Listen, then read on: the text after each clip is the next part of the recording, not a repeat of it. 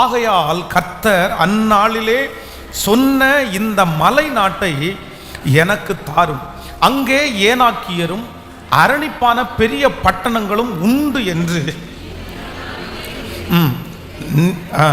பெரிய பட்டணங்களும் உண்டு என்று நீர் அந்நாளிலே கேள்விப்பட்டீரே. கர்த்தர் என்னோடு இருப்பாரானால் கர்த்தர் சொன்னபடி அவர்களை துரத்தி விடுவேன் என்றார். இன்னொரு விஷயம் கூட வாசிக்கலாம். ஆகையால் கர்த்தர் அந்நாளிலே சொன்ன இந்த மலை நாட்டை எனக்கு தாரும், அங்கே ஏனாக்கியரும் பெரிய பட்டணங்களும் உண்டென்று நீர் அந்நாளிலே கேள்விப்பட்டீரே. கர்த்தர் என்னோடு இருப்பாரானால் கர்த்தர் சொன்னபடி அவர்களை துரத்தி விடுவேன். ஆமென். ஹல்லேலூயா. கைகளை உயர்த்தி ஒரு ஹல்லேலூயா சொல்லலாம். ஆண்டவருடைய பிள்ளைகளே, அருமையான தேவனுடைய மனுஷனாகிய காலேப் தன்னுடைய 85வது வயதிலே, அப்படி என்றால் தன்னுடைய 40வது வயதிலே அவனுக்கு ஒரு வாக்குத்தத்தம் கொடுக்கப்படுகிறது. அவனுக்காக ஆண்டவர் ஒரு மலை நாட்டை நான் தருவேன் அப்படின்னா ஆண்டவர் ஒரு வாக்கு கொடுக்கிறார். அப்போ 84வது வயசுல இந்த மனுஷன் தனக்கு முன்பாக இருக்கிற ராஜாவாகிய இந்த ஜோஷுவாவை பார்த்து சொல்லுகிறார், ஆகையால் அந்நாளிலே சொன்ன இந்த மலை நாட்டை எனக்கு தாரும், அங்கே ஏனாக்கியரும் அரணிப்பான பெரிய பட்டணங்களும் உண்டு என்று நீர் அந்நாளிலே கேள்விப்பட்டீரே. கர்த்தர் என்னோடு இருப்பாரானால் கர்த்தர் சொன்னபடி அவர்களை துரத்தி விடுவேன் என்றார். அப்படின்னா 84வது வயதில் அந்த கடினமான காரியமாக இருந்தாலும் எனக்கு 40 வயதிலே இருந்த அந்த பலன் எனக்கு இருக்குது, அந்த மலை நாட்டை எனக்கு தாரும், நான் சுதந்தரித்து கொள்ளுவேன் அப்படின்னு இந்த காலேப் தன்னுடைய எஜமானனை பார்த்து சொல்லுகிற ஒரு வார்த்தையை தான் நம்ம இங்கே வாசித்தோம். இஸ்ரவேல் ஜனங்களை ஆண்டவர் எகிப்திலிருந்து வழி நடத்தும் போது அவர்கள் ஒவ்வொரு ஜாதிகளுக்கும் அந்த 12 கோத்திரங்களுக்கும் அவர் ஒவ்வொரு இடத்தை தருவேன் என்று ஆண்டவர் வாக்கு கொடுத்தார். அப்போ சிலர் என்ன பண்ணாங்க அப்படின்னு சொன்னா, தங்களுடைய சீட்டு போடப்பட்டு அந்த சீட்டை குலுக்கி அதிலிருந்து அவங்க எடுத்தாங்க. அவங்க எழுதப்பட்டிருக்கிறோம், இந்த இடத்துலேருந்து இந்த இடம் வரைக்கும் இவங்களுக்கு, இந்த இடத்துலேருந்து இது வரைக்கும் இவங்களுக்கு அப்படின்னு சொல்லி அந்த சீட்டிலே எழுதி அதை சுருட்டி போட்டு அதை எடுத்தாங்க. அதை எடுத்து ஒவ்வொருத்தருக்குமே ஆனால் உங்களுக்கு இந்த ஏரியா வந்திருக்குது, உங்களுக்கு இந்த ஏரியா வந்திருக்குது அப்படின்னு எழுத்தின் பிரகாரமாக இருக்கிற அந்த ஆசீர்வாதத்தை இஸ்ரவேல் ஜனங்கள் பலர் வாங்கி கொண்டு போனார்கள். ஆனால் இந்த காலேப் என்ன சொல்றார் அப்படின்னு சொன்னால், எனக்கு எழுத்தின் பிரகாரமாக இருந்த அந்த ஆசீர்வாதத்தின் மேலே பெரிய நாட்டம் இல்லை, எனக்கு என்ன ஆசீர்வாதத்தின் பேர்ல நாட்டோம்னா, எனக்கு கர்த்தர் வாக்குத்தத்தம் பண்ணின, எனக்கு கர்த்தர் சொன்ன அந்த மலை நாட்டை நீங்க எழுதி போட வேண்டாம், நீங்கள் குலுக்கல் முறையில் எனக்கு தர வேண்டாம், நான் 10 பேரை போல நான் ஒன்ன செலக்ட் பண்ண நான் விரும்பல, 40 வயதிலே எனக்கு வாக்கு கொடுத்த அந்த வாக்கு தத்தத்தை இன்றைக்கு அதை எனக்கு தாரும் என்று கேட்கிறான். அப்போ ஆண்டவருடைய பிள்ளைகள் நிறைய பேர் எந்த ஆசீர்வாதத்திற்காக நம்ம ஆசைப்படுறோம் அப்படின்னா, எங்க அப்பா எதுவும் சம்பாதிச்சு வைக்கலையே, எழுத்தின் பிரகாரமா இருக்கிற ஆசீர்வாதத்திற்கு நம்ம நிறைய பேர் முக்கியத்துவம் கொடுப்போம். அது கிடைக்காவிட்டா நம்ம நிறைய பேர் சண்டை போடுவோம், அது சமாதான குறைவாய் மாறிவிடும், என்னை ஏமாத்திட்டானே அப்படின்னு சொல்லுவோம், எங்க தகப்பனார் எதுவுமே தரலன்னு சொல்லுவோம். இந்த சத்தத்தை கேட்கிற யாராவது ஒருத்தருடைய மனசுல எழுத்தின் பிரகாரமான ஒரு ஆசீர்வாதம் உங்களுக்கு இல்லை அப்படின்ற கவலை உங்களுக்கு இருக்குமானால், எனக்கு 1 சென்ட் இடம் கூட இல்லையே, எனக்கு ஒரு வீட்டை கூட எழுதி வைக்கலையே, எழுத்தின் பிரகாரமாக இருக்கிற எந்த ஆசீர்வாதமும் எனக்கு கிடைக்கலையே அப்படின்னு நீங்க நினைக்கவே வேண்டாம். நான் நம்புகிறேன், காலேப்புக்கு கர்த்தர் வாக்குத்தத்தம் கொடுத்த அந்த வாக்குத்தத்தத்தை நமக்கு ஆண்டவர் நிறைவேற்றுவாரானால் அந்த வாக்குத்தத்தம் எழுத்தின் பிரகாரமாக இருக்கிற வாக்குத்தத்தத்தை விட பல மடங்கு உயர்ந்ததா இருக்கும். அந்த வாக்குத்தத்தத்தை யாருமே அளவிட கூட முடியாது. ஸோ நீங்கள் ஜெபிக்கும் போது கூட எப்படி ஜெபிக்கணும்னா, ஆண்டவரே என்னுடைய தகப்பனார், என்னுடைய குடும்பம், என்னுடைய வம்சம் எனக்கு தருவதற்கு ஒன்றுமே இல்லாவிட்டாலும் நான் நம்புகிறேன், எனக்கு ஆண்டவர் கொடுத்த வாக்குத்தத்தம் எனக்கு ஆசீர்வாதங்களை கொண்டு வந்து சேர்க்கும்.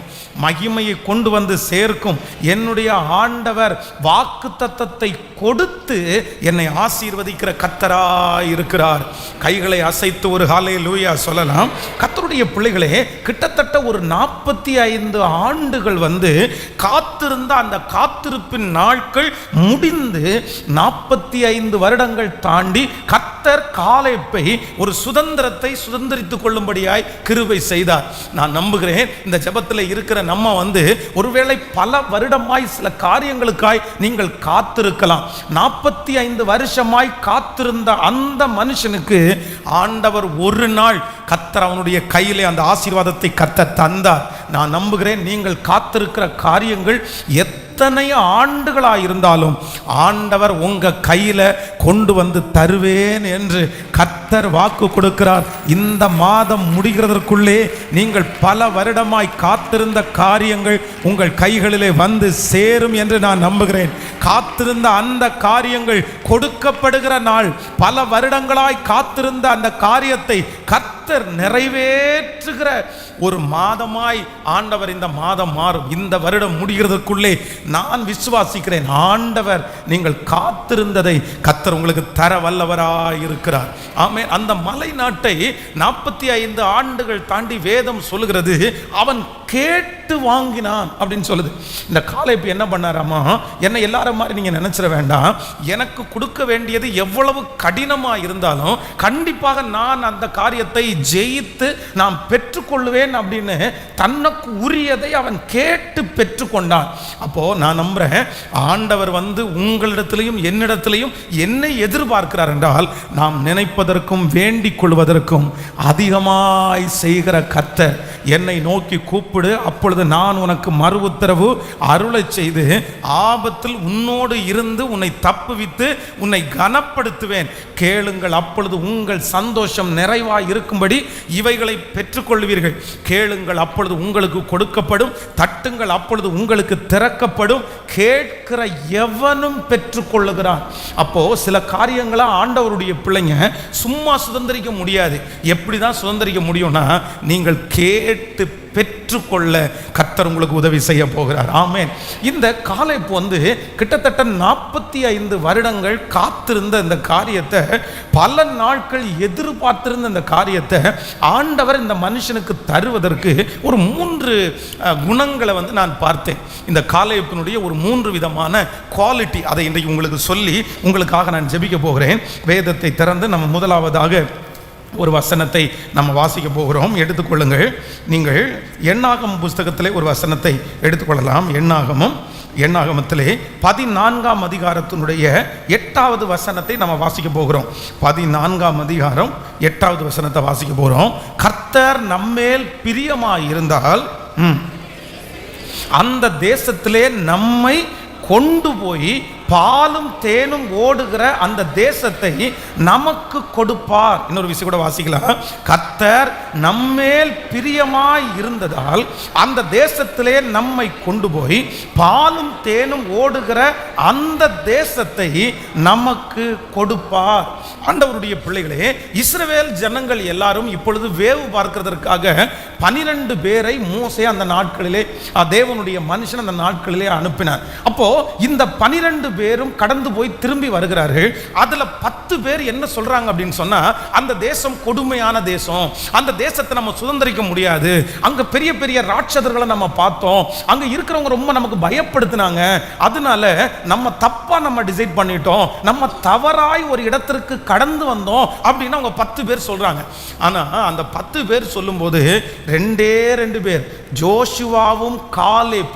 அதுல இந்த காலேப் என்கிற தேவ மனுஷன் என்ன சொல்றார் அப்படின்னா, கர்த்தர் நம்மேல் பிரியமாய் இருந்தால் அந்த தேசத்திலே நம்மை கொண்டு போய் பாலும் தேனும் ஓடுகிற அந்த தேசத்தை நமக்கு கொடுப்பார். அப்போ இந்த விசுவாசமான அப்படின்னா ஒரு உறுதியான ஒரு விசுவாசம் இந்த காலேப்புக்குள்ளே இருந்தது.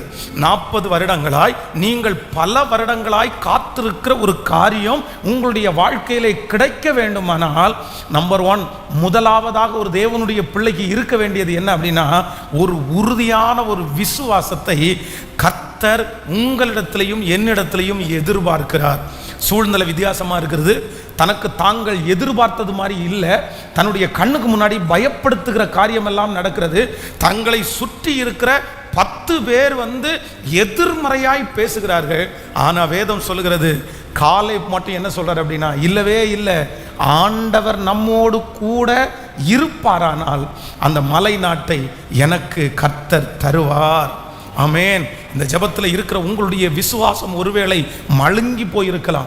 பல நாட்களாக காத்திருந்து நீங்கள் சோர்ந்து போய் வந்திருக்கலாம். உங்களை சுற்றி வேவு பார்க்க போன 10 பேரை போல நிறைய பேர் எதிர்மறையான காரியத்தை சொல்லிட்டே இருக்கலாம். அந்த காரியத்தினுடைய விளைவுகளை உங்களுக்கு சொல்லிட்டே இருக்கலாம்.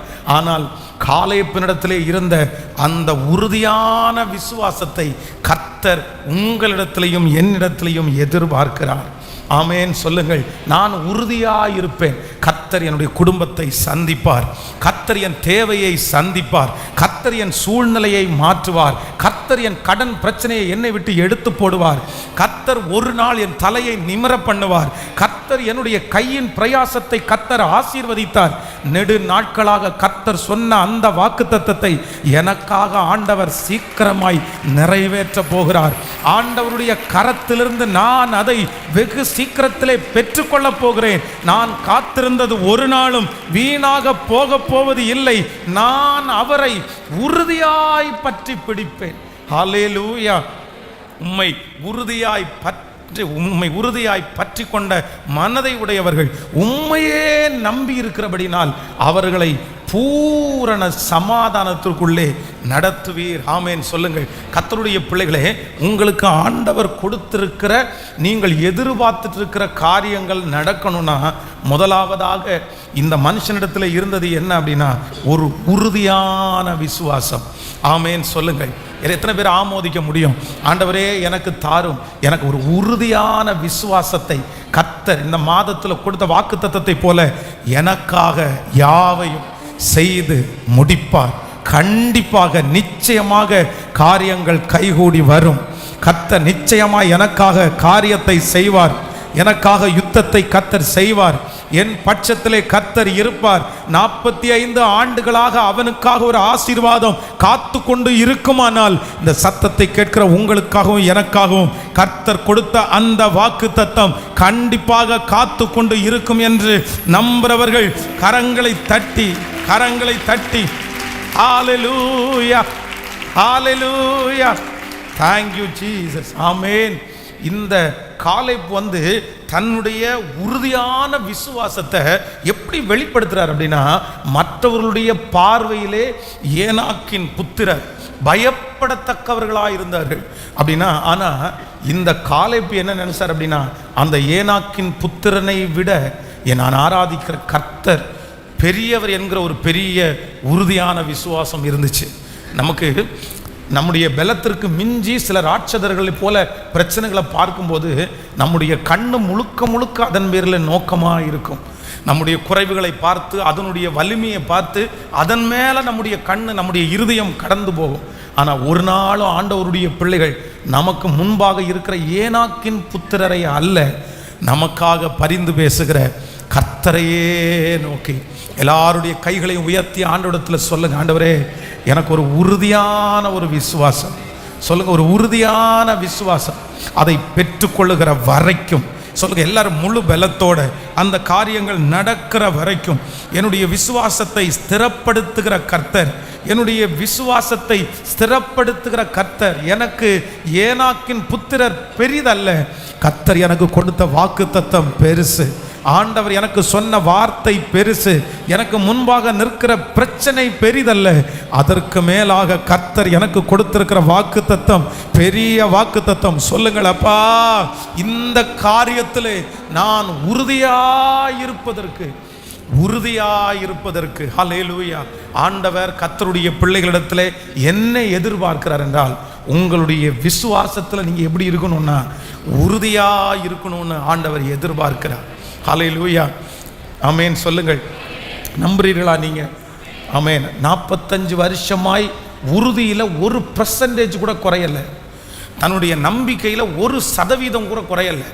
பரவாயில்ல, இத்தனை ஆண்டுகள் ஆனாலும் பழைய பலனை கர்த்தர் எனக்குள்ளே கர்த்தர் வைத்திருக்கிறார். ஒரு சில ஆண்டுகள் தொடங்கியே உங்களுடைய நம்பிக்கையெல்லாம் போயிருக்கலாம். இனி ஒன்று சேருவோம் என்கிற நம்பிக்கையே இல்லை, இனி அதை மீட்டு எடுப்போம் என்கிற நம்பிக்கை இல்லை. ஆண்டவருடைய பிள்ளைகளே இல்லை. எத்தனையோ பேர் திருச்சபையிலே எத்தனை சாட்சிகள், அவ்வளோதான், டைவர்ஸுக்கு அப்ளை பண்ணி கோர்ட்டில் 2-3 வாய்தாவுக்கு கடந்து போய் அவர்களை மீட்டு ஒன்றாக்கின சாட்சிகள் ஆயிரக்கணக்கானது. இன்னும் டைவர்ஸ் வாங்கிட்டு திரும்ப ஏன் நம்ம இப்படி வாழணும் அப்படின்னு நினச்சி திரும்ப ஒன்றான குடும்பங்கள் எத்தனையோ சாட்சிகள். நான் என்னுடைய கண்களால் அந்த குடும்பங்கள் எல்லாம் இன்னைக்கு பார்க்கிறேன். அப்போது என்னுடைய ஆண்டவர் உங்களுக்கு வாக்கு கொடுக்கிறார், உங்களுக்கும் எனக்கும் எவரையும் மேன்மைப்படுத்தவும் பலப்படுத்தவும் வல்லவராகிய கர்த்தர். எனக்கு ஒரு உறுதியான விசுவாசத்தை, உடைய இருதயம் சோர்ந்து போகவே வேண்டாம். ஹல்லேலூயா. ஏனாக்கின் புத்திரரை நீங்கள் பார்க்கும்போது நீங்கள் அந்த பயப்படுத்துகிற மனிதர்களை அல்ல, ஒரு தேவனுடைய பிள்ளை எப்போவுமே எதுக்கு மேலே தான் உங்கள் கண் இருக்கணும்னா வாக்கு தத்தத்தில் தான் உங்கள் பார்வை இருக்கணும். வாக்கு தத்தத்தில் தான். வானமும் பூமியும் ஒளிந்து போனாலும் அவருடைய வாயிலிருந்து புறப்படுகிற வார்த்தை மாறவே மாறாது. ஹல்லேலூயா. தேவை எவ்வளோ பெருசாக வேண்டும் என்றாலும் இருக்கலாம், சூழ்நிலை எவ்வளோ பெருசாக வேண்டும் என்றாலும் இருக்கலாம், ஆனால் வாக்கு தத்தத்தை அதற்கு மேலாக வைத்து பார்க்கிற யாரும் வெட்கப்பட்டு போகவே மாட்டீர்கள். எத்தனை பேர் ஆமோதிக்கிறீர்கள்? ஆண்டவரே, நான் என்னுடைய விசுவாசத்தில் எப்படி இருக்கேன்னா உறுதியாக இருக்கிறேன். ஹல்லேலூயா, ஹல்லேலூயா, ஹல்லேலூயா. என் காலடிகளை உறுதிப்படுத்துகிற கர்த்தர். இப்போ ஆண்டவரே, ஒரு பிரசன்னம் கடந்து போய் அந்த பக்கமும் இந்த பக்கமும் சாஞ்சு நம்பிக்கையே இல்லாத, விசுவாசிக்கவே முடியாத, ஸ்ட்ராங்கா இருக்கவே முடியாத ஒவ்வொரு பிள்ளைகளுக்கும் இப்போ அந்த காலைப்பிடத்தில் இருந்த அந்த உறுதியான விசுவாசம் இப்பொழுது உம்முடைய பிள்ளைகளுக்குள்ளே ஆளுகை செய்வதாகப்பா. நன்றி அப்பா, நன்றி, நன்றி ஆண்டவரே, நன்றி. ஹல்லேலூயா. நெடுநாட்களாய் நான் காத்திருந்தது, 45 வருடமாய் காத்திருந்தது கர்த்தர் என் வாழ்க்கையில் கண்டிப்பாக தந்தார். ஆனால் காலேபுக்குள்ளே இருந்தது என்ன அப்படின்னு சொன்னால் ஒரு உறுதியான ஒரு விசுவாசம். எத்தனை பேர் எதிராகி பேசினாலும் நெகட்டிவாக பேசினாலும் அவனுக்குள்ளே இருந்த அந்த உறுதியான விசுவாசம் என்ன பண்ணலைன்னா மாறவே இல்லை, மாறவே இல்லை. யோபுவை குறித்து வேதம் சொல்கிறது, அவர் என்னை கொன்று போட்டாலும் அவர் மேல் நான் நம்பிக்கையாக இருப்பேன். அவர் என்னை கொன்று, அப்படியே ஒரு உறுதியான ஒரு விசுவாசம். நீர் இன்னும் உம்முடைய உத்தமத்தில் உறுதியாய் தரித்திருப்பீரோ?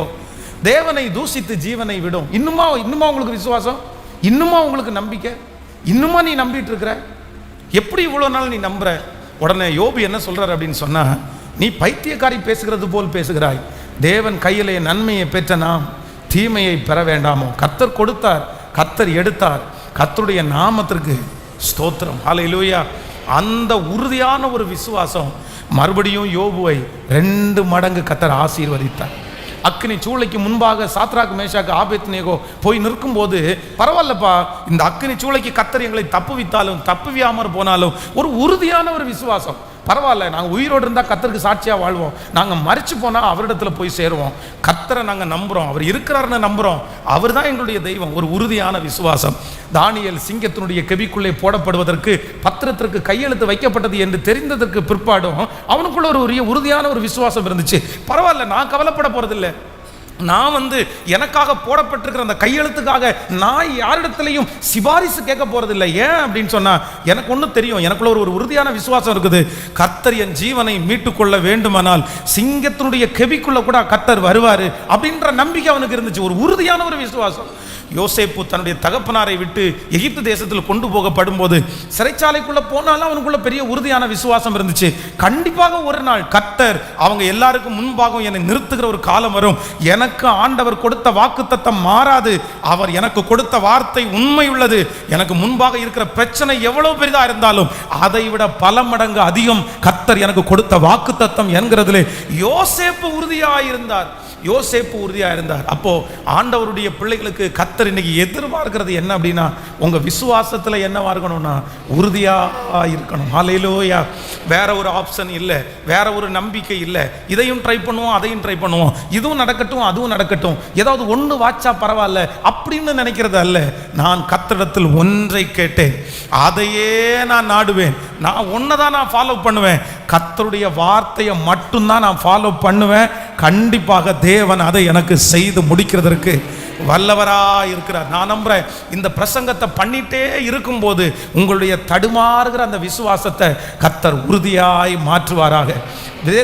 தேவன் தெரிந்து கொண்ட மனுஷங்களிலே இந்த பேதுரு என்கிறவன் ஆண்டவரை ரொம்ப நேசித்தவர். அவர் ரொம்ப வேகமானவர், எல்லாத்தையும் செய்யணும்னு விருப்பப்படுகிற ஒரு மனுஷன். ஆனால் அவருக்குள்ள என்னன்னா உறுதி மட்டும் இல்லை.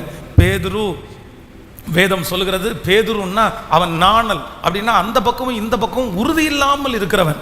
கர்த்தர் ஃபர்ஸ்ட் அவனை என்ன பண்றாருன்னா, பேதுருவா இருக்கிற அந்த மனுஷனை கேபா, கற்பாறை அப்படின்னு ஆண்டவர் மாத்துறாரு. அவனுக்கு முதல்ல உறுதியை கொடுக்கிறார்.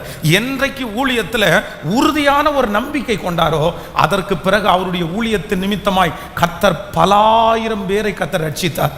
அப்போ ஆண்டவருடைய பிள்ளைகளை ஒன்றில் உறுதியா இருங்க, ஒன்றில் உறுதியா இருங்க. அந்த பக்கமும் இந்த பக்கமும் சாயாதீங்க. ஒன்று ஸ்ட்ராங்கா, தேவன் எனக்கு சொன்னதை செய்யும் அளவும் என்னை கைவிடுவதே இல்லை. அது நீங்க உறுதியாய் இருக்கும்போது ஒரு எல்லாமே சாதகமா இருக்கும்னு சொல்ல முடியாது. கண்டிப்பா பிரச்சனை வரும், கண்டிப்பா நெகட்டிவ் வரும். நீங்க பல வருடங்களாய் நம்பி கொண்டிருக்கும் போது நிறைய பேர் என்ன இத்தனை நாள் நம்புறீங்கன்னு கண்டிப்பா கேட்க தான் செய்வாங்க. சூழ்நிலை எதிராய் தான் வரும். ஆனால் நீங்கள் நம்புகிறது மனிதனை அல்ல, கர்த்தரையே நம்புறோம். ஹல்லேலூயா. எனக்கு ஒரு உறுதியான விசுவாசம். நீங்கள் இங்கேருந்து இந்த ஜெபம் முடிச்சுட்டு போகும்போதே எப்படி இருக்கணும்னா, ஆண்டவரே எனக்கு ஒரு உறுதியான விசுவாசத்தை எனக்கு தருவீராக. பாருங்கள், இந்த எலெக்ஷன் இப்போ நடக்குது. இந்த எலெக்ஷனுக்கு நிறைய பேர் லட்சக்கணக்கான பணத்தை செலவு பண்ணுகிறார்கள். அதான் ஒரு மனுஷன் இந்த எலெக்ஷனுக்கு நிற்கணும்னா குறைஞ்சது அவனுடைய கையில் 50 லட்சம் ரூபாய் இருக்கணுமா. 50 lakhs. அதுவும் 50 lakhsன்றது ரொம்ப கம்மியான பணம். 50 லட்சம் ரூபாயாவது இன்வெஸ்ட் பண்ணாமல் அவங்களால அந்த எலெக்ஷன் நிற்கவே முடியாதாமா. நான் நினைப்பேன், எத்தனை பேர் எலெக்ஷன் நிற்கிறாங்க, அவங்கள சிலரை சிலருக்கு தெரியாது, யாருன்னே தெரியாது. ஆனால் கூட ஒரு பெரிய உறுதி பாருங்க.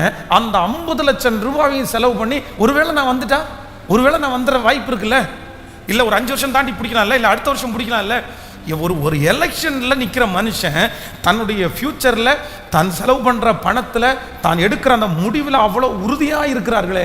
அப்போது நம்ம ஆண்டவருடைய பிள்ளைகள், கர்த்தருடைய பிள்ளைகளை யார் என்ன சொன்னாலும் உங்களுடைய விசுவாசத்தினுடைய உறுதியை விட்டுறாதீங்க. கர்த்தர் வாக்கு கொடுக்கிறார், நிச்சயமாய் வரும், நிச்சயமாய் வரும். அது தாமதமானாலும் அதற்கு காத்திரு, தாமதமானாலும் அதற்கு காத்திரு, அது நிச்சயமாய் உன்னிடத்தில் வரும். கர்த்தருக்கு காத்திருக்கிறவர்களோ புது பலன் அடைந்து செட்டைகளை அடித்து உயரே எழும்புவார்கள். அவர்கள் ஓடினாலும் களைப்படைந்து போவதில்லை, நடந்தாலும் அவர் சோர்ந்து போவதில்லை. ஹல்லேலூயா. அந்த மன உறுதியை கர்த்தர் இப்பொழுது எங்களுக்கு கட்டளையிடுவாராக. என் பிள்ளை கண்டிப்பாக ரட்சிப்பு நிச்சயம். எனக்கு முன்பாக இருக்கிற பர்வதம் மெழுகு போல உருக போகிறது நிச்சயம். நான் சுகத்தோடு எழும்பி நிற்க போகிறது நிச்சயம். கர்த்தர் என்னை அப்படி நிறுத்த போகிறார். ஆமென் சொல்லுங்கள்.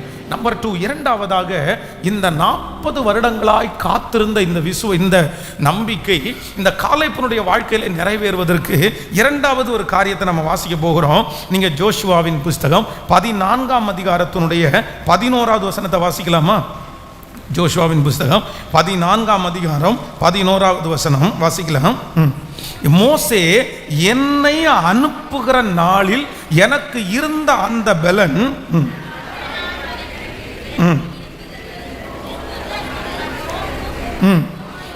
எனக்கு இருந்த அந்த பலன் இந்நாள் வரைக்கும் எனக்கு இருக்கிறது.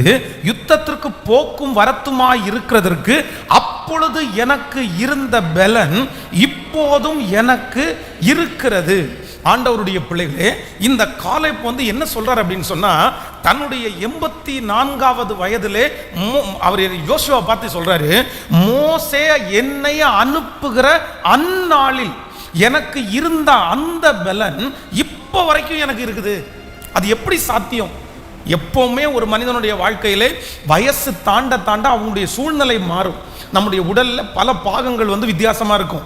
20 வயசில் செஞ்சதை 40 வயசில் நம்மளால் பண்ண முடியாது. 40 வயதில் செய்ததை 60 வயதில் நம்மளால் செய்ய முடியாது. நாளுக்கு நாள் பெலன் வந்து அவருக்கு வந்து குறைஞ்சிட்டே தான் இருக்கும். மனுஷனுக்கு ஆயுசு நாட்கள் போக போக பெலன் குறையும். ஆனால் இந்த காலேப் என்ன சொல்கிறார் அப்படின்னு சொன்னால், இல்லை எனக்கு வந்து என்னுடைய வயசை பார்த்து என்னுடைய உடல் தோற்றத்தை பார்த்து நீங்கள் வந்து எனக்கு அந்த மலை நாட்டை கொடுக்காம இருக்க வேண்டாம். மோசே அன்னைக்கு என்ன வாக்கு தத்துவத்தை கொடுத்தாரோ அந்த மலை நாட்டை எனக்கு தாரும். நான் என்ன பண்ணுவேன் அப்படின்னு சொன்னால், அந்த மலை நாட்டிலே இருக்கிற சகல காரியத்தையும் ஜெயித்து நான் சுதந்திரித்துக் கொள்வேன். காரணம், எனக்கு 40 வயதில் இருந்த வேகத்தை பார்த்து தான் இது ரொம்ப கடினமான இடம், யாருக்கும் கொடுக்கல. காலேப் நீ எடுத்துக்கோ, ரொம்ப கஷ்டம், ஆனால் ஒன்னால் அது முடியும். நீ விசுவாச வீரன், நீ ஆண்டவரோட நடக்கிறவன். ஆனால் இன்னைக்கு வயது தாண்டினதை பார்த்து நீங்கள் எனக்கு தர வேண்டாம்னு நினைக்காதீங்க. அன்றைக்கு இருந்த பலன் இன்றும் எனக்கு இருக்கிறது. ஹல்லேலூயா. கர்த்தருடைய பிள்ளைகளை, இந்த காலேப்பினிடத்திலே இருந்த இந்த பெரிய தைரியம் என்ன பண்ணிச்சு அப்படின்னு சொன்னால், 45 ஆண்டுகள் தாண்டி அந்த மலை நாட்டை அவனுக்கு திரும்ப தந்தது. ஆண்டவர் வாக்கு கொடுக்கிறார், உங்களுடைய மிகுந்த பலனுக்கு எதுவான உங்கள் தைரியத்தை நீங்கள் விட்டு விடாதிருங்கள். பக்கத்தில் இருக்கிற கையை பிடிச்சி சொல்லுங்க, கர்த்தர் உங்களுக்கு பயமுள்ள ஆவியை கொடாமல் பலமும் அன்பும் தெளிந்த புத்தியும் உள்ள ஆவியை கர்த்தர் தந்திருக்கிறார். ஹல்லேலூயா. கர்த்தர் சொல்லுகிற வார்த்தை என்ன அப்படின்னு சொன்னா, நீங்க பயப்படாதீங்க, நீங்க பயப்படாதீங்க. அந்த தைரியம், ஒருவேளை உங்களுடைய உடல் ஒருவேளை வீக்கா இருக்கலாம், உங்களை சுற்றி இருக்கிற சூழ்நிலை வீக்கா இருக்கலாம். ஆனா காலேப் சொல்றாரு, ரொம்ப அழகா சொல்றாரு, எனக்கு 84 வயதானாலும் எனக்கு அன்றைக்கு இருந்த அந்த தைரியம் இன்று வரைக்கும் என்னை விட்டு மாறவே இல்லை. பரவாயில்ல, அன்னைக்கு கொடுத்த தைரியத்தோடு நான் எவ்வளவு போராடுவேனோ அதே போல இந்த 84வது வயசுலையும் எனக்கு முன்னாடி இருக்கிற சவால்களை நான் சந்திப்பேன், நான் ஜெயிப்பேன், நான் அந்த ஜனங்களை துரத்தி விட்டு நான் சுதந்திரிப்பேன். அவ்வளவு தைரியம். இந்த ஜெபத்தில் இருக்கிற யாராவது ஒருத்தர் காலதாமதமாகிறதை பார்த்து, நாட்கள் தாண்டுகிறதை பார்த்து, ஒருவேளை உங்களுடைய தைரியம் குறைந்து போனதோ, எனக்கு பலனே இல்லை, எனக்கு தைரியமே இல்லை பாஸ்டர், எனக்கு நான் அன்னைக்கு எவ்வளோ தைரியசாலி தெரியுமா, எவ்வளோ வேகமாக நான் இறங்குவேன் தெரியுமா, நான் எதையுமே பெருசாக எடுக்க மாட்டேன், அவ்வளோ தைரியசாலி, ஆனால் இப்போ எனக்கு தைரியம் இல்லை. ஆனால் நான் நம்புகிறேன், இந்த பிரசங்கம் பண்ணி கொண்டிருக்கும் போதே கர்த்தர் உங்களை தைரியப்படுத்துவாராக. அதுவும் காலேப்பினுடைய தைரியத்தை கர்த்தர் உங்களுக்கு தருவாராக.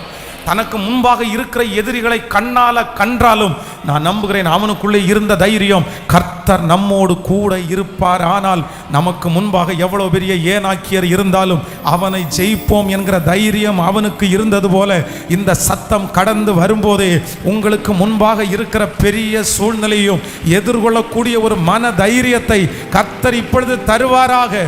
அந்த பலத்தை கர்த்தர் இப்பொழுது தருவாராக. இது உங்களுக்கு புதிய அனுபவம் தான், இது உங்களுக்கு புதிய வழிதான். ஆனால் கர்த்தர் இதன் வழியாய் நடந்து போகிற அந்த தைரியத்தை நமக்காய் கர்த்தர் கட்டளையிடுவார். நம்முடைய பிள்ளைகளுக்கு கர்த்தர் கட்டளையிடுவார்.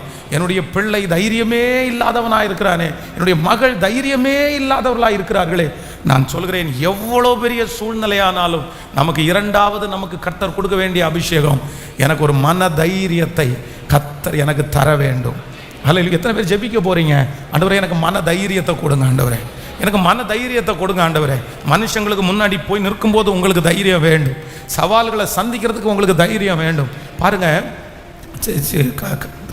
வேதம் சொல்லுகிறது, பவுலும் சீலாவும் சிறைச்சாலையிலே கட்டப்பட்டு இருக்கையில் அவங்க துதித்து பாடுகிற அளவிற்கு எவ்வளோ ஒரு தைரியம் இருந்துச்சு பாருங்களேன். இருக்கிறது சிறைச்சாலை, அவங்க பயப்படவே இல்லை, பயம் என்கிறது மனசுக்குள்ள வரவே இல்லை. ஏனாக்கின் புத்திரரை பார்த்து சுற்றி இருந்த 10 கோத்திரத்திலிருந்து போனவங்க எல்லாருமே பயப்படுறாங்க. அவங்க எடுத்துட்டு வந்த திராட்சை கொலைகள் 2 பேர் சுமந்தார்களாம். பொதுவாக இஸ்ரவேல் ஜனங்களில் இருக்கிறவங்க ரொம்ப வெயிட் தூக்குறவங்க. குறைஞ்சது ஒரு திராட்சை கொலை 100 கிலோ வெயிட் இருக்குமாமா. நம்ம கடையில் வாங்குற திராட்சையில் அந்த கொலையை பார்த்தீங்கன்னா 100 கிராம் 200 கிராம், கூடி போனால் 300 கிராம், அதுக்கு மேலெலாம் இருக்காது. ஆனால் அவர்கள் தூக்கிட்டு வந்த அந்த திராட்சை கொலைகள் ஒரு 100 கிலோன்னா எவ்வளோ பெருசு இருக்கும் பாருங்களேன். ஒரு கொலை எவ்வளோ, இது அதை எனக்கு யோசனை, அது மட்டும் இல்லை, அதை சாப்பிட்றோம் எவ்வளோ பெருசாக இருப்பான் பாருங்களேன். கண்டிப்பாக அந்த 10 பேரும் போய் பயப்பட்டது கண்டிப்பாக உண்மை. அங்கே இருக்கிறவங்க அத்தனை பேரும் இவ்வளோ பெரிய திராட்சை கொலையை, இவ்வளோ பெரிய திராட்சை பழத்தை சாப்பிட்டான்னா எவ்வளோ பெருசா, அவ்வளவு பயப்படக்கூடிய விஷயம்.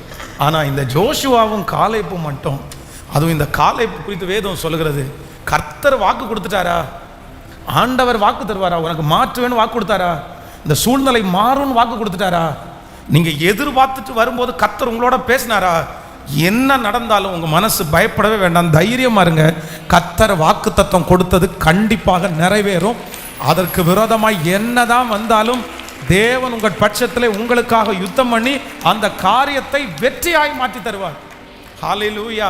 ஆனா எனக்கு என்ன வேணும் அப்படின்னு சொன்னா, எனக்கு முன்பாக இருக்கிற ஏனாக்கியரை சந்திப்பதற்கு 40 வயதிலே இருந்த அந்த பலன் எனக்கு இருக்கிற யாராவது ஒருத்தர் சொல்லிட்டே வந்திருக்கலாம், சொல்லிட்டே இருக்கலாம். பழையது மாதிரி எனக்கு இல்லை, பழையது மாதிரி எனக்கு பலன் இல்லை, பழையது மாதிரி இந்த பிரச்சனை என்னால் எதிர்கொள்ளவே முடியல. ஃபஸ்ட்டெல்லாம் என்ன ஏதுன்னு நான் கேட்டுருவேன், ஃபஸ்ட்டெல்லாம் நான் நின்றுவேன். ஆனால் இப்போ நான் ரொம்ப பலவீனமாக வர்றேன் பாஸ்டர், ரொம்ப பலவீனமாக இருக்கிறேன். நான் என் மனசளவில் ரொம்ப பலவீனமாக இருக்கிறேன், என்னால் எதிர்கொள்ளவே முடியல, எனக்கு ரொம்ப கலக்கமாக இருக்குது. ஆனால் நான் நம்புகிறேன், காலேப்பினுடைய ஆவியை கர்த்தர் இன்றைக்கு உங்களுக்கு தருவாராக, கர்த்தர் உங்களுக்கு தருவாராக. அந்த பழைய பலனை ஆண்டவர் உங்களுக்கு தருவாராக. இதற்கு முன்பாக நீங்கள் தவறவிட்ட அந்த பலனை கர்த்தர் தருவாராக. இளம் வயதிலே இருந்த அந்த பலனை கர்த்தர் தருவாராக. உங்களுக்கு முன்பாக இருந்த அந்த சவாலை சந்திப்பதற்கு கர்த்தர் உங்களை பலப்படுத்தி திடப்படுத்துவாராக. ஸ்தோத்திரம். கைகளை உயர்த்தி எல்லாரும் சொல்லுங்கள், ஆண்டவரே, அந்த உறுதியான ஒரு தைரியம்,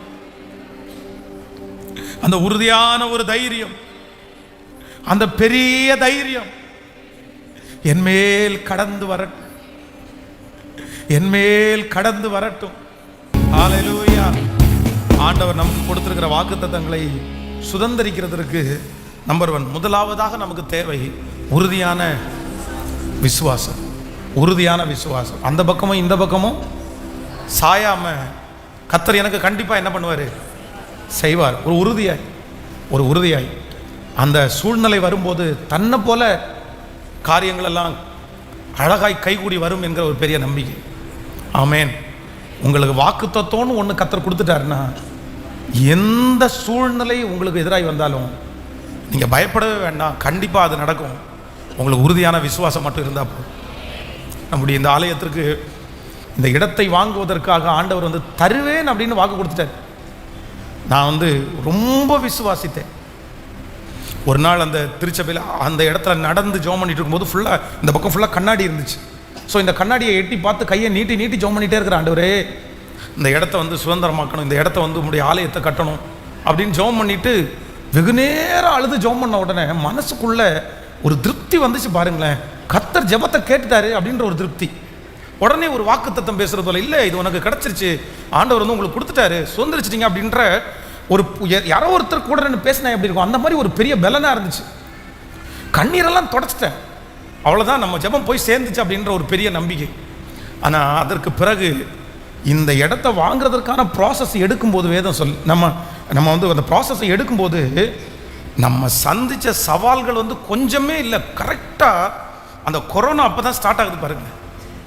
என்ன பண்ணுவோம், அதுக்கு முன்னாடியும் எதுவுமே பண்ண முடியாது. இது இப்போ இந்த சூழ்நிலை வந்துச்சுன்னா நம்ம தெரியாமல் அக்ரிமெண்ட் போட்டுட்டோம், தெரியாமல் இதுக்குள்ளே காலடி எடுத்து வச்சுட்டோம், என்ன பண்ணுவோம், என்ன செய்வோம்.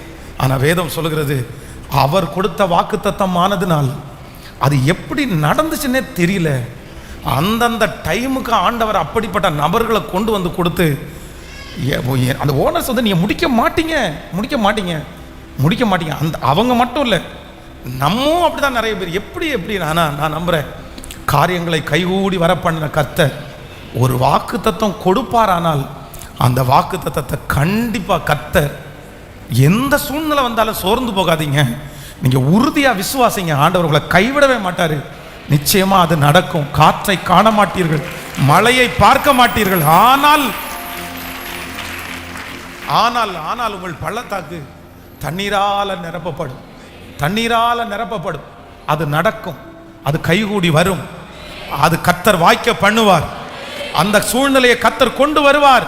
ஏனென்றால் எனக்கு வாக்குத்தத்தம் கொடுத்தவர் உண்மை உள்ளவர், எனக்கு வாக்குத்தத்தம் கொடுத்தவர் பெரியவர், எனக்கு வாக்குத்தத்தம் கொடுத்தவர் வாக்கு மாறாத மகிமையுள்ள தேவனாகிய கர்த்தர். ஃபர்ஸ்ட் முதலாவதாக ஒரு உறுதியான ஒரு விசுவாசம். என்ன வந்தாலும் நான் என்ன பண்ண மாட்டேன்னா, இப்போ பைபிள் காலேஜில் படிக்கும்போது போராட்டத்திற்கு அளவே இல்லை. அந்த உறுதியாக நிற்கவே முடியாது. போயிடலாம், நமக்கும் ஊழியத்துக்கும் சம்பந்தமே இல்லை, நம்ம ஊழியத்துக்கு வர முடியாது, ஊழியத்தில் நம்ம நின்ற முடியாது அப்படின்ற அந்த எண்ணங்கள் ஒரு நாள் அல்ல, ஒவ்வொரு நிமிஷமும் வரும். ஒவ்வொரு நிமிஷமும் எனக்குள்ளே வரும். நம்ம ஊழியத்துக்கு தகுதியான ஆள் கிடையாது, நம்ம ஊழியம் செய்ய முடியாது.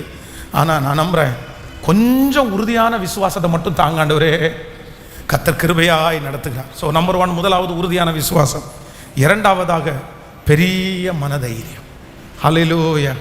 கர்த்தர் என் பட்சத்தில் இருக்கும்போது எனக்கு எதிரானவர் யார்? எனக்கு எதிரானவர் யார்? நம்பர் 3 மூன்றாவதாக ஒரு காரியத்தை சொல்லி நம்ம ஜெபித்து முடிக்க போகிறோம். ஜோஷுவா 14ஆம் அதிகாரத்தினுடைய 14வது வசனத்தை வாசிக்க போகிறோம். 14ஆம் அதிகாரம் 14வது வசனத்தை வாசிக்கலாம். ஜோஷுவா 14ஆம் அதிகாரம் 14வது வசனம். ஆதலால் கேனாசியனாகிய எப்ரோனின் குமாரனாகிய காலேப் இஸ்ரவேலின் தேவனாகிய கர்த்தரை உத்தமமாய் பின்பற்றினபடியினால் இந்நாள் மட்டும் இருக்கிறபடி எப்ரோன் அவனுக்கு சுதந்திரமாயிற்று. ஹல்லேலூயா. காலேப் இஸ்ரவேலின் தேவனாகிய கர்த்தரை உத்தமமாய் பின்பற்றினபடினால். எப்படி பின்பற்றினாரமா சொல்லுங்க? உத்தமமாய் பின்பற்றினபடினால். அப்போ மூன்றாவது, இந்த காலேப்புக்கு ஆண்டவர் கொடுத்திருக்கிற இந்த வாக்குத்தத்தம் நிறைவேறுகிறதுக்கு 45 வருடங்கள் தாண்டினாலும் இவருக்கு இந்த வாக்குத்தத்தம் நிறைவேற்றுறதுக்கு காரணம் என்ன அப்படின்னு சொன்னா, இந்த மனுஷன் ஆண்டவரை பின்பற்றதுல என்ன இருந்துச்சு அப்படின்னு சொன்னா, ஒரு உத்தமம் இருந்துச்சு. இந்த உலகத்தில் இருக்கிற நிறைய பேர் உங்களையும் என்னையும் பார்த்து ஒரு உண்மையான மனுஷன் இவர், ஒரு உத்தமமான மனுஷன் இவர் அப்படின்னு சொல்லலாம். ஆனால் உண்மையான ஒரு சர்டிஃபிகேட் நீங்கள் உத்தமன் என்கிற அந்த சர்டிஃபிகேட் யார்கிட்ட வாங்கணும் அப்படின்னு சொன்னால், மனுஷங்களிடத்திலே அல்ல. யாரிடத்துலனா? கர்த்தரிடத்திலே. யோபுவை குறித்து வேதம் சொல்கிறது, உத்தமனும் சன்மார்க்கனும் தேவனுக்கு பயந்து பொல்லாப்புக்கு விலகிறவனுமாகிய. நீங்கள் தாவீது பர்சேபாலுடைய கணவனார் உரியா பர்சேபாலை இவனுக்கு ரொம்ப மாம்ச ரீதியாய் பிடித்து இச்சையில் தாவீது விழுந்துட்டான். ஸோ இந்த உரியா உயிரோட இருந்தால் பர்சேபாலை கல்யாணம் பண்ண முடியாது அப்படின்னு நினச்சிட்டு உரியா லீவுக்காக வீட்டுக்கு வரும்போது அவனுக்கு மதுவை வைக்கிறதுக்கு ட்ரை பண்ணுறாரு. ஆனால் அவர் இல்லை வேண்டாம், எனக்கு நான் அதை செய்ய மாட்டேன் அப்படின்றார். உத்தமன். எல்லாரும் அங்கே யுத்தத்தில் இருக்கும்போது நான் மது குடிச்சிட்டு நான் என்ன ஜாலியாக இருக்கிறது? வேண்டாம். அதற்கு பிறகு சரி நீ உன் வீட்டுக்கு போய் உன்னுடைய மனைவியோடு நீ சந்தோஷமாக இருந்துட்டு வா அப்படின்னு ஒரு ராஜா சொல்கிறார். எதனால இவர் சொல்கிறார் அப்படின்னு சொன்னால், இவருடைய தவறு வெளியே வரக்கூடாதுன்னு நினச்சி இவன் போயிட்டு வரட்டும் அப்படின்னாரு. அவர் என்ன சொல்கிறார், இல்லை நான் உங்கள் வாசப்படியில் படுத்து கிடப்பேன், எல்லாருமே யுத்த காலத்தில் இருக்கும்போது நான் எப்படி போவேன், அவ்வளோ உத்தமம், போக மாட்டேன் அப்படின்னு சொல்லிட்டாரு. எல்லா விதத்துலையும் தாவீது ட்ரை பண்ணி இவனுடைய உண்மையின் நிமித்தம் அவனை ஒன்றுமே பண்ண முடியல. உடனே என்ன பண்ணுறாரு அப்படின்னு சொன்னால், ஒரு லெட்டர் எழுதி அந்த லெட்டரில் போர் அதிகமாக நடக்கும்போது இவனை முன்னாடி நிறுத்தி கொன்றுங்க அப்படின்னு சொல்லி எழுதி கொடுத்து விட்றாரு. ஆனால் ஒரு பெரிய உண்மை உத்தமம் என்ன அப்படின்னு சொன்னால், தன்னுடைய கையிலேயே தன்னை கொல்லுகிற மரண சாசனத்தை எழுதி கையில் கொடுத்ததுக்கப்புறம் கூட அதை பிரித்து படிக்கணும், அந்த முத்திரையை எடுக்கணும் அப்படின்னு தோணவே இல்லை. சரி என்னமோ ராஜா எழுதி கொடுத்துருக்கிறாரு. தன்னை குறித்து தன்னை கொல்லுவதற்காக எழுதி கொடுத்த அந்த லெட்டரை ஓப்பனே பண்ணாமல் கொண்டு போய் தன்னுடைய எஜமான இடத்துல கொண்டு போய் கொடுக்குறாரு. பாருங்களேன், நமக்கு நிறைய பேருக்கு பார்த்தீங்க அப்படின்னா அந்த லெட்டர் இருக்கிற காலத்தில் இந்த லெட்டரில் என்ன எழுதியிருப்பாங்கன்னு பிரித்து படித்து பார்க்குற புத்தி இருக்கும் பாருங்களேன். சிலர் பார்த்தீங்கன்னா இந்த நான் பைபிள் காலேஜில் வார்டனாக இருக்கிறதுனால அங்கே நிறைய ஸ்டூடெண்ட்டுக்கு லெட்டர் வரும். அப்போ ஏதாவது லவ் லெட்டர் போட்டிருக்காங்களான்னு வார்டன் தான் செக் பண்ணணும். அப்புறம் எப்படி செக் பண்ணுறது அப்படின்னு சொன்னால், எல்லோரும் என்ன பண்ணிடுவாங்கன்னா, நல்லா 3 சைடு அந்த கார்டை அந்த லெட்டரை ஒட்டி கொடுப்பாங்க. அப்போ எனக்கு முன்னாடி இந்த வார்டன் கற்றுக் கொடுத்தாரு. எப்போ அது ஒன்றும் பெரிய விஷயம் இல்லை, அந்த லெட்டரை வச்சு மேலே தண்ணி எடுத்து அப்படியே 2 துளி தண்ணியை வச்சிட்டிங்க அப்படின்னா அந்த தண்ணியில் என்ன பண்ணும், மேலே அது அந்த இலை அதுக்கப்புறம் எடுத்துட்டு லெட்டரை படிச்சுட்டு அதே மாதிரி ஒட்டி என்ன பண்ணலாம், கொடுத்துடலாம் அப்படின்னு. அப்போ நாங்கள் அந்த மாதிரி தான் ஒவ்வொரு ஸ்டூடெண்ட்டையும் செக் பண்ணுறதுக்கு பேர் ஏதாவது வித்தியாசமாக வந்துருந்துச்சுன்னா அப்படி செக் பண்ணுறது வழக்கம். அதுவும் இந்த மாதிரி செக் பண்ணுவாங்கன்னு கண்டுபிடிச்ச ஸ்டூடெண்ட் என்ன பண்ணுவாங்கன்னா, பையனை மாதிரியே எழுதியிருப்பாங்க பாருங்களேன் கீழே. ஆமாம், அது எழுதியிருக்கிறது ஒரு பொண்ணாக இருக்கும். ஆனால் எப்படி எழுதியிருப்பாங்கன்னு தெரியுமா? டேய், உன்னுடைய உயிர் நண்பன் சந்தோஷ் எழுதுறேன், ஐ லவ் யூ அப்படின்னாங்க. என்னடா சந்தோஷம், உனக்கு எதுக்கடா ஐ லவ் யூ சொல்கிறான்? அப்போது அந்த மாதிரிலாம் நிறைய ட்ரிக் வேலையெல்லாம் பண்ணுவாங்க கூட படிக்கிற அந்த பசங்க. அப்போது பொதுவாகவே நம்ம நிறைய பேருடைய மைண்ட் வந்து ஏதாவது ஒன்றை தெரிஞ்சுக்கணும் அப்படின்னு ரொம்ப ஆர்வமாய் விருப்பமாய் அந்த மாதிரி ஒன்று ஏதாவது ஒரு ஆப்பர்ச்சுனிட்டி கிடைச்சா வந்து இன்னொருத்தருடைய ஃபோனு நம்ம கையில் கிடைச்சா எத்தனை பேர் அப்படியே கொடுப்பீங்க அப்படின்னு சொன்னால் எனக்கு நம்ம நம்பிக்கை இல்லை. கணவனாருடைய ஃபோன் ஒரு நாள் பாஸ்வேர்டு இல்லாமல் உங்கள் கையில் கொடுத்தா அக்கு வேற ஆணி வேறு இல்லாமல் எல்லாத்தையும் பிரித்து என்ன பண்ணுறாரு மொத்தத்தையும். மனைவியினுடைய ஃபோன் வந்துச்சா, இதுதான் இன்றைக்கி இருக்கிற பெரிய பிரச்சனையே நிறைய பேருக்கு. எல்லாத்தையுமே நிறைய பேருக்குள்ள அந்த ஒளிவு மறைவு இருக்கிறதுனால தான் குடும்பங்கள் பிரிகிறது. அப்போ எல்லாருமே அப்படி தான் அதை நினைப்போம். ஆனால் தன்னுடைய உயிரை குறித்து எழுதப்பட்டிருக்கிற அந்த கடிதத்தை திறந்து கூட பார்க்காம கொண்டு போய் கொடுத்தவன் தான் உரியா. அதுதான் உத்தமம், அதுதான் உத்தமம். என்னுடைய வேலையை நான் செய்ய, அவ்வளோதான். அந்த மனுஷன் மறிச்சு போனால் கூட அதனால தான் ஆண்டவருடைய பெரிய கோபம் வந்து தாவீதின் மேலே விழுந்துச்சு. இல்லைன்னா இவ்வளோ பெரிய தண்டனையை வந்து தாவீதுக்கு ஆண்டவர் தந்திருக்க மாட்டார். இவ்வளோ பெரிய தண்டனை கொடுத்துட்டார் ஆண்டவர். பெரிய தண்டனை. ஒன்று, உன் கை ரத்தம் சிந்தி இருக்கிறனால ஆலயத்தை கட்டக்கூடாது. இன்னொன்று, நீ மறைவிடத்தில் செய்தால் உன்னுடைய பிள்ளைக்கு உனக்கு உன்னுடைய சன்னதி ஒளிப்பிடத்தில் செய்வாங்க அப்படின்ற பெரிய தண்டனை அவனுக்கு வந்துருச்சு. காரணம் என்னன்னா, உத்தமமாய் நடக்கிற ஒரு மனுஷனுக்கு தீங்கு நினைத்தது. நீங்கள் உத்தமமாக நடந்துட்டீங்கன்னா நான் நம்புகிறேன், உங்களுக்கு யாராவது தீங்கு செய்தால் கூட கர்த்தர் பார்த்துட்டு என்ன பண்ண மாட்டாருன்னா சும்மாவே இருக்க மாட்டாருங்க, சும்மாவே இருக்க மாட்டாருங்க. நீங்கள் உத்தமமாய் நடங்க. உங்கள் பேரில் எந்த நெகட்டிவ் இல்லாமல் இருக்கட்டுமே, உங்கள் பட்சத்தில் கர்த்தர் இருக்கிறார். உங்களை ஆண்டவர் யார் கையிலையும் விட்டு கொடுக்க மாட்டார். நமக்கு முன்பாக இருக்கிற எதிரி எவ்வளோ பெரிய ஆளாக இருந்தாலும் கண்டிப்பாக ஒரு நாள் கர்த்தர் அவர்களை நமக்கு முன்பாக அடிபணிய வைப்பார். இது உத்தமனுக்கு கர்த்தர் துணை. உத்தமனு கூட கர்த்தர் இருக்கிறார். உண்மையுள்ள மனுஷன் பரிபூரணமான ஆசீர்வாதங்களை பெறுவான். ஹல்லேலூயா. ஆண்டவருக்கு முன்னாடி நாத்தான்வேல் வந்து நிற்கும்போது ஆண்டவர் சொல்கிறார், இதோ உத்தம கபடற்ற இஸ்ரவேலன். அப்போ ஆண்டவரே, எனக்கு வாக்குத்தத்தம் நிறைவேறுவதற்கு எனக்கு என்ன தாங்க அப்படின்னு சொன்னா உத்தமமான ஒரு வாழ்க்கை. ஹல்லேலூயா. எல்லாம் எழுப்பி நிற்கலாமா? 40 வருடங்களுக்கு முன்பாக, கிட்டத்தட்ட 45 ஆண்டுகளுக்கு முன்பாக கர்த்தர் கொடுத்த அந்த எப்ரோனை கர்த்தர் திரும்பவும் காலேப்புக்கு தன்னுடைய 84வது வயதில் சுதந்திரிக்கும்படியாய் கர்த்தர் உதவி செய்தார். இந்த காலேப் ரொம்ப வித்தியாசமானவன். இஸ்ரவேல் ஜனங்கள் கிட்டத்தட்ட 20 லட்சம் ஜனங்கள் எகிப்திலிருந்து கடந்து போனார்கள். அதில் கானான் தேசத்தை பார்த்தவர்கள் 2 பேர். ஒன்று ஜோஷுவா, இன்னொன்று காலேப். ஜோஷுவாவை குறித்து வேதம் சொல்கிறது, அந்த ஜோஷுவா வந்து அந்த இஸ்ரவேல் ஜனங்களை நடத்துவதற்கு தலைவனாய், 2வது தலைவனாய் நியமிக்கப்பட்டார். அடுத்து இந்த காலேப்புக்கு ஆண்டவர் ஒன்று, அவனையும் சும்மா விட்டு வைக்காம கர்த்தர் இந்த காலேப்புக்கு கொடுக்கறது என்ன அப்படின்னு சொன்னா, 40 வயசுல உனக்கு கொடுக்கணும்னு வாக்கு கொடுத்ததை எல்லாருக்கும் குலுக்கர் முறையில் கொடுத்தாலும் உனக்கு வாக்குத்தத்தம் பண்ணப்பட்ட அந்த எப்ரோனை உனக்காக தருவேன் என்று 20 லட்சம் பேர்ல 2 பேர் மட்டும் ஸ்பெஷலா இருந்தாங்க. ஹலோ கவனிங்க, 20 lakhs people, 20 லட்சம் பேர்ல 2 பேர். நமக்கு 10 பேர்ல 2 பேரை செலக்ட் பண்றது, 1000 பேர்ல 2 பேரை செலக்ட் பண்ணலாம். 20 லட்சம் பேர்ல 2 பேர். ஏன் இந்த 2 பேருக்கு மட்டும் அப்படி என்ன பெரிய? மற்றவங்க எல்லாருமே அந்த வனாந்திரத்திலே மடிந்தார்கள். அவருடைய பிணங்கள் அந்த வனாந்திரத்தில் விழுந்தது. ஸ்டார்ட் பண்ணவங்க கிட்டத்தட்ட 20 லட்சம் பேர், போய் சேர்ந்தவங்க 2 பேர். காரணம், இந்த 2 பேரிடத்துல இருந்த விசுவாசம் என்ன, நம்பிக்கை என்ன? ஏன் ஆண்டவர் தப்பிச்சார்? வேதம் சொல்கிறது, தனக்கு முன்பாக இருந்த ஏனாக்கியர், கானானியர், எபூசியர், ஏகாசியர், இவங்க எல்லாரும் தங்களுக்கு முன்பாக ராட்சதர்களைப் போல பயப்படுத்துகிறவர்களாய் இருந்தாலும் அவங்க பார்த்தது தனக்கு முன்பாக இருக்கிற எதிரிகளை அல்ல. கர்த்தர் நம்மோடு கூட இருந்தால், கர்த்தர் நம்மோடு கூட இருந்தால் இந்த மலை நாட்டை கர்த்தர் நமக்கு தருவார். ஹல்லேலூயா. ஒரு உறுதியான ஒரு நம்பிக்கை, ஒரு உறுதியான ஒரு விசுவாசம், ஒரு உறுதியான ஒரு பலன். நான் வலதுபுறமும் இடதுபுறமும் திரும்ப மாட்டேன். மலையை போல சூழ்நிலைகள் இருந்தாலும் எனக்குள்ளே இருக்கிறவர் பெரியவர், எனக்குள்ளே இருக்கிறவர் பெரியவர். எத்தனை பேர் ஆமோதிக்க முடியும்?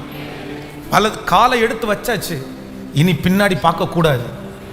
கலப்பையின் மேல் தன் கையை வைத்து பின்னிட்டு பார்க்கிற எவனும் தேவனுடைய ராஜ்யத்திற்கு உட்பட்டவன் அல்ல. முடிவெடுத்துட்டோம். வாழ்வானாலும் சாவானாலும் கர்த்தரை பின்பற்றுவோன்னு ஒரு முடிவெடுத்துட்டோம். நன்மையானாலும் தீமையானாலும் கர்த்தர் தான் தெய்வம்னு ஒரு முடிவெடுத்துட்டோம். காலடி எடுத்து வச்சுட்டோம். இனி நெகட்டிவ்க்கா வாய்ப்பே இல்லை, எதிர்மறையான எண்ணத்துக்கு வாய்ப்பே இல்லை. கொன்னாலும் அவர் தான், வாழ வச்சாலும் அவர் தான், உயர்த்தினாலும் அவர் தான், தாழ்த்தினாலும் அவர் தான், நடத்தினாலும் அவர் தான், கைவிட்டாலும் அவர் தான். அப்படிப்பட்ட ஒரு உறுதியான நம்பிக்கை உங்களுக்குள்ளே இருக்குமானால் கண்டிப்பாக 45 வருடமானாலும் கர்த்தர் உங்களுக்கு கொடுத்திருக்கிற வாக்குத்தத்தத்தை நிறைவேற்றாமல் உம்மை உறுதியாய் பற்றி கொண்ட மனதை உடையவர்கள் உம்மையே நம்பி இருக்கிறபடினால் அவர்களை பூரண சமாதானத்துக்குள் நடத்துவீர். எத்தனை பேர் உங்களுக்கு முன்பாக வந்தாலும் ஆண்டவருடைய பிள்ளைகளுக்கு ஒரு உறுதி இருக்கணும், ஒரு உறுதி இருக்கணும். ஆண்டவரை பற்றி பிடிக்கிறதுல ஒரு உறுதி இருக்கணும், விசுவாசத்துல ஒரு உறுதி இருக்கணும். சொந்தக்காரங்க வந்து 4 வார்த்தையை பேசின உடனே அப்படியே திரும்பிடக்கூடாது, ஆண்டவரை தூசிச்சிடக்கூடாது. சுத்தி இருக்கிறவங்க யாராவது ஒருத்தர் என்னத்தை கண்ட அப்படின்னு கேட்ட உடனே ஆமான்ற கூடாது. அது எப்படி ஆமான்னு சொல்லலாம்? உனக்கு என்னையா தெரியும்? என்ன ஆண்டவர் நடத்துறது உனக்கு என்னையா தெரியும்? என்னை எங்க இருந்து ஆண்டவர் தூக்கி எடுத்தார் தெரியுமா? நான் எப்படி இருந்தேன் தெரியுமா? எனக்கு எவ்வளவு பெரிய சமாதானம் தராருன்னா அப்படி சொல்லணும். யாராவது ஒருத்தர் வார்த்தையை சொன்னோன்னா அப்படியே போயிடக்கூடாது, ஆமா பிரதர் அப்படின்ற கூடாது. ஆண்டவர் அதுல ரொம்ப துக்கப்படுவார். அப்படி விசுவாசம்னா உறுதியா, அது அப்படிதான்யா. அதான் அக்கினி சூளைக்கு முன்னாடி போய் நின்று என்னை காப்பாத்தினதான் கடவுள் அப்படின்னு சொல்லல. காப்பாத்தினதான் கடவுள். சுத்தி இருக்கிறவங்க எல்லாம் தெரியுமா உன்னை காப்பாத்தினா தானே அவர் கடவுள். ஆனா சாத்ராக்கு மேஷாக்கு காப்பாத்தினா கிடையாது, கொன்னால அவர் தான் என்ன கடவுள். காப்பாத்தினா மட்டும் கடவுள் கிடையாது, சொல்லுங்க எல்லாருமே. கொன்னால அவர் தான் என்ன கடவுள். அதான் யோபு சரியாய் அறிந்து வைத்திருக்கிறான். என்ன நீ கிடைக்கும் போது கர்த்தர், எடுக்கும் போது கர்த்தர் இல்லையா? வாய மூடு. கொடுக்கும் போது அவர் தான், எடுக்கும் போது அவர் தான். இதெல்லாம் டெம்பரவரி. இந்த உலகத்தினுடைய வாழ்க்கை டெம்பரவரி. எனக்கு நிரந்தரமான ஒரு வாழ்க்கை பரலோகத்தில் இருக்கிறது. அதனால யார் என்ன தூசிச்சாலும், யார் என்ன எப்படி பேசினாலும் நான் வலதுபுறமும் இடதுபுறமும் என்ன பண்ண மாட்டேன்னா, எனக்கு ஒரு % சந்தேகம் கூட என்ன பண்ணாது. வராமல் இருந்திருக்கலாமோ, கிறிஸ்தவத்துக்கு வந்து தான் நீ இப்படி பாடுபடுற, ஆண்டவரை ஏற்றுக்கொண்டு தான் இப்படி பாடுபடுற, ஞானஸ்நானம் எடுத்ததுக்கு அப்புறம் தான் நீ இப்படி பாடுபடுற அப்படின்னு யாராவது ஒருத்தர் சொல்லுவாங்கன்னா, நான் சொல்றேன், நீங்க தான் விலையேற பெற்ற பாத்திரம், நீங்க தான் மகிமையான பாத்திரம். உலகத்தில் இருக்கும்போது நல்லா இருந்தேன், இங்க வந்து கஷ்டப்படுறேன் அப்படின்னா அப்போ உங்களுக்கு விரோதமான பெரிய டார்கெட் யார் தான்? சத்துருக்கு நீங்க ஒரு பெரிய டார்கெட். பட் அப்படிப்பட்ட லட்சக்கணக்கான பேர் இருக்கும்போது உங்களை மட்டும் தனியா சோதிக்கிறான் அப்படின்னா நீங்க எவ்வளவு விலையேற பெற்ற பாத்திரமா இருக்கிறதுனால உங்களை சோதிப்பாங்க. நீங்க மகிமைக்குரியவர்கள். அதனால மற்றவங்க வந்து இதுல போனதுல இருந்தா உனக்கு அப்படி ஆயிடுச்சுன்னு சொன்னா நீங்க அதெல்லாம் உனக்கு என்னப்பா தெரியும்? நீ என்ன, நான் இதுல இருந்து வந்ததுக்கு அப்புறம் காரை வித்துட்டேன், நான் இதுல இருந்து வந்ததுக்கு அப்புறம் சொத்தை வித்துட்டேன், நீ அதை வச்சு தானே கணக்கு போடுற. நீ இங்க இருந்து வந்ததுக்கு முன்னாடி நீ வந்து கார் வாங்கிட்ட, நீ சொத்து வாங்கிட்ட, அதனால நீ பெரிய ஆள் நினைக்கிற. இல்ல இது பூச்சும் துருவும் பிடிக்கும், இது சீக்கிரமா அழிஞ்சு போகும். ஆனா எனக்கு கைவேலை இல்லாத கட்டப்பட்ட ஒரு வீட்டை கர்த்தர் பரலோகத்துல கட்டி கொண்டிருக்கிறார். எனக்காக நித்திய வீட்டை கர்த்தர் வைத்திருக்கிறார். கிறிஸ்து எனக்கு ஜீவன், சாவு எனக்கு ஆதாயம். அதனால நோ டர்னிங் பேக். நான் பின்னாடி பார்க்கவே மாட்டேன், நான் திரும்பவே மாட்டேன்.